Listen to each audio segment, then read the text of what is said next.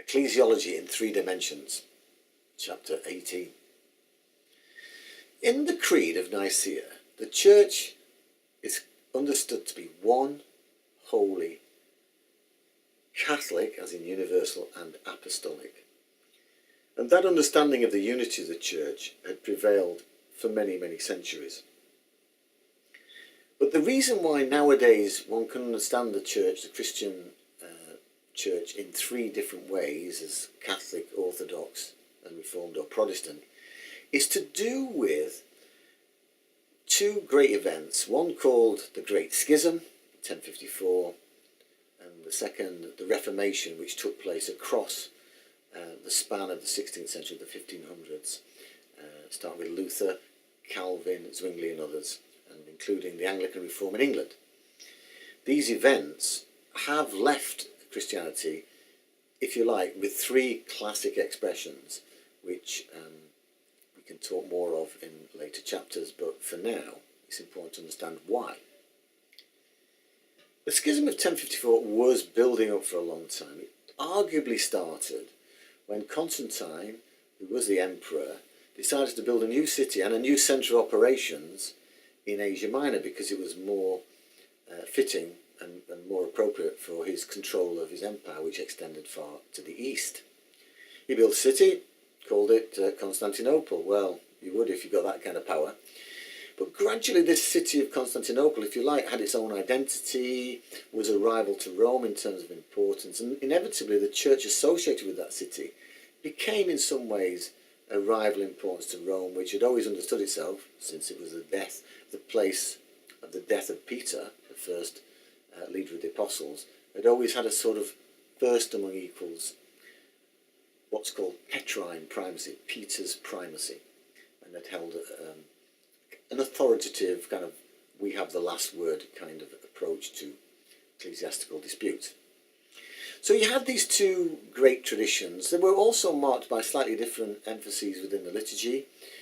Different things like leavened bread was used in the east and unleavened bread in the west. Celibacy was increasingly practiced in the west and never made compulsory in the east. Things like that were the case. But the flashpoint, if there was one that can be identified, was in the west it began to be customary to recite in the Creed the notion that the Holy Spirit proceeded from the Father and the Son. Filioque. Filius means son, and que just means and. So the West was seemingly, as far as the East was concerned, the Orthodox were concerned, adding bits to the Creed. Well, hang on a minute, you can't do that. And this became a source of great tension. It is simplifying quite a long story. You can read about it in the book. But ultimately this came to a head when two fairly stubborn leaders of both the Western Church and the Eastern Church decided that enough was enough, and there was a mutual excommunication in 1054. This effectively tore the Church in two. Later writers have described it as the two lungs were separated. The two lungs, the way in which the Church breathed, had been rent asunder. And although there were attempts to reconcile, certainly the Council of Florence in the 15th century, this distinction between East and West remained in place until the 16th century, the 1500s, when the West itself was torn asunder again with the events known as the Reformation. Now, it's interesting and arguably hauntingly sad that the Reformation was triggered by the desire of the papacy to provide a suitable monument and memory of Peter and the apostles in Rome, the building of St. Peter's. But to do so, it wanted to raise money, and in a manner which, drew down criticism. The way in which it did it was, one of the ways it did it was to sell a thing called Indulgences, which were, in one sense, well-intentioned promises of graces and mercies for anyone who'd gone before a believer, that they might be spared any eternal punishments and certainly purgatorial punishments. And people like Martin Luther were uneasy about this. For them, it struck them. If you read his initial protests, it's not that he's protesting about papal power. He's protesting about the way this thing is being proposed and promoted. That it kind of creates the wrong impression.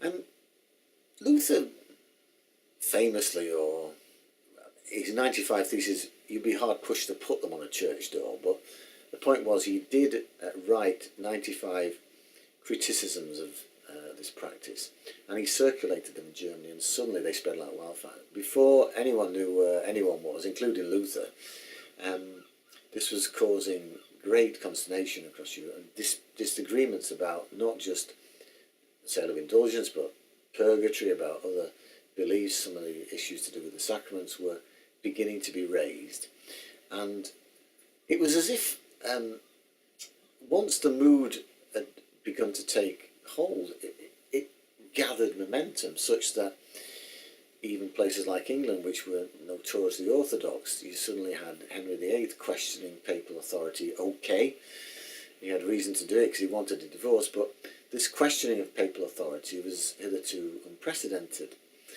You had later on in Switzerland, Zwingli at first, and then Calvin, allying his legal instincts, his theological instincts, and leading a movement in Geneva, a different way of doing Christianity. Suddenly you had these protests, Protestant forms of living Christianity, which were not in thrall or not directly linked to the authority of Rome.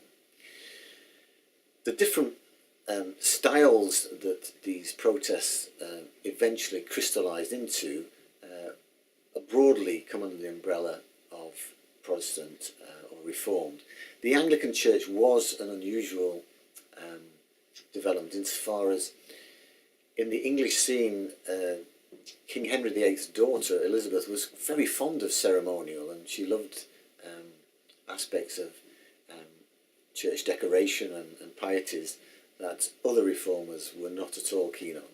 So Anglicanism, or the English Church, did retain many of the features, if you like, of more traditional Catholic piety and architecture and ritual, but the prayers were by now in the vernacular, in the common tongue of the native people, and the idea that people should only pray in one tongue, that being the Latin tongue, etc., was for the Protestant Reform movement old hat and not relevant, not appropriate. So by the end of the 1500s, by the end of the 16th century, you did have very distinct church expressions of church across Europe.